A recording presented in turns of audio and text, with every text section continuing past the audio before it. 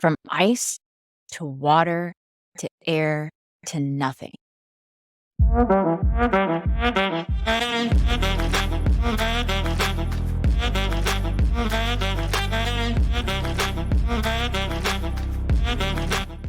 Not only is that what I was thinking about in creating this icebreaker speech that I turned into a video, but it's also what I thought about in moments of complete surrender to my excruciating pain. I would imagine it as ice being squeezed. It was a technique that a chiropractor shared with me to help me grasp the ice block of pain so it began to break apart and melt. My name is Meredith Ochoa, and every 28 days since around 14 years old, I have had debilitating menstrual pain from endometriosis. I have crossed over to the other side and returned. I have woken up in pools of sweat and blood, and I've gone unconscious due to the shock from the writhing, knife-bending, piercing stabs of the cramps. I usually would have to go to the emergency room when I could afford it. I have had surgery, been on multiple medications, birth controls. Basically, I never, ever thought I would be sitting here speaking to you, having healed myself from endo. I was told by doctors it's a psychological issue. It's all in your head. Just have a baby and it will go away. Maybe you're just one of those people who has pain. And then my personal favorite, just become a man. Yes, one of the most common prescriptions for endo treatment is a drug called Lupron, a puberty blocker for transitioning sexes, and a company that has been criminally sued and charged, yet it is still prescribed. But maybe that's for another video. Unfortunately, this story isn't unique to me. This is very common in people with endo. If you haven't noticed, we live in a hormonally and sexually disempowered world, with every 1 in 10 women who have endometriosis and 1 in 3 women who have pelvic pain. Each year, approximately 600,000 hysterectomies are performed in the US, or about 1 uterus for every minute of the year, with over 70% recognized as medically unnecessary. I am, however, grateful for every single one of those false health statements the doctors told me, because it pissed me off enough not only to educate myself hormonally and nutritionally, but to discover the only way out, to go in.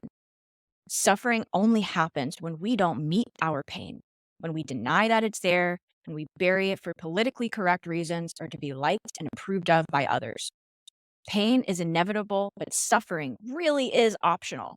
I have lived this from facing and not facing my own pain with 17 years of endometriosis and now about 4 years healed. When I was able to sit with my pain and ask it what it needed, I found that my liberation would be realized through acceptance of myself and my body. And it's a never-ending journey of having the courage to face yourself, who you are, what you are. I am a biological woman, so I began to honor that, to be proud of that, instead of trying to make it fit into a man's world.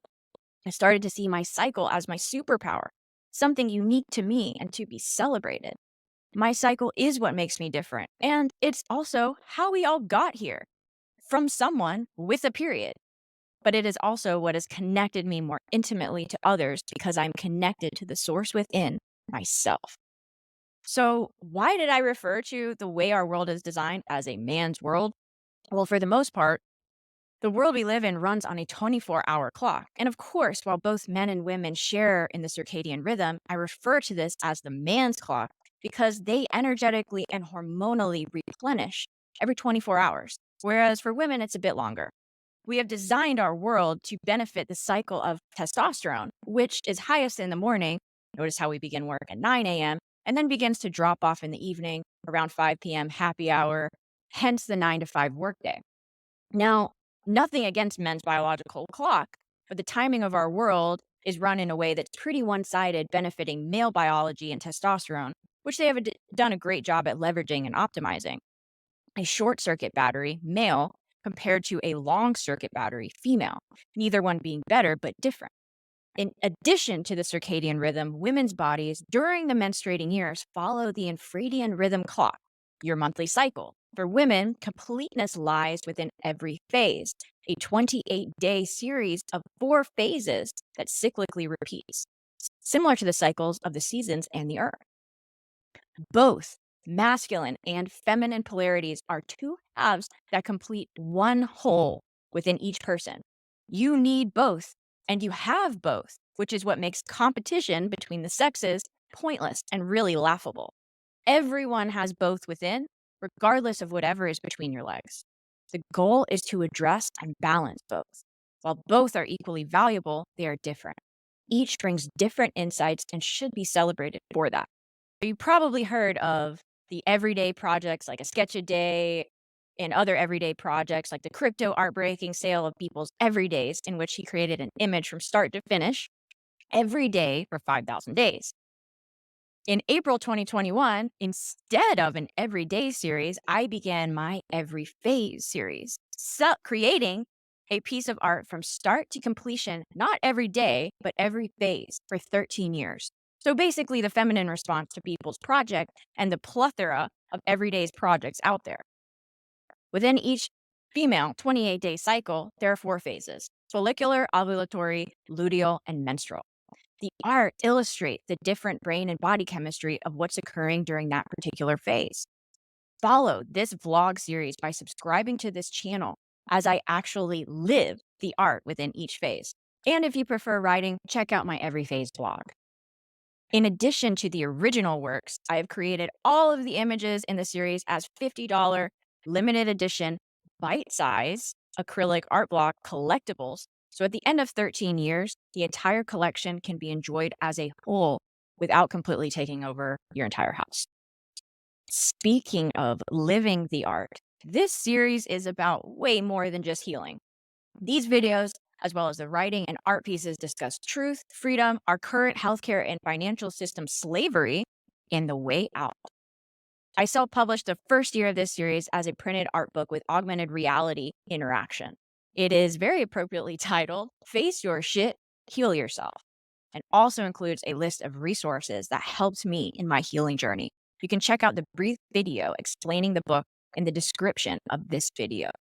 In addition to the book, I also have an accompanying podcast, which is the same title, that introduces some of the experts and practices that helped me achieve what I thought was impossible.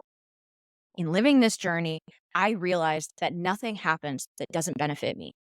It's not a lie I tell myself, but an available awareness and reality. I kept the desire and I gave up the struggle. And my wish is for it to spread to all women dealing with endo and all people in pain. Through my experience, I learned that all healing begins with being authentic, and that the truth really will set you free once you decide to break the ice. Thanks for listening.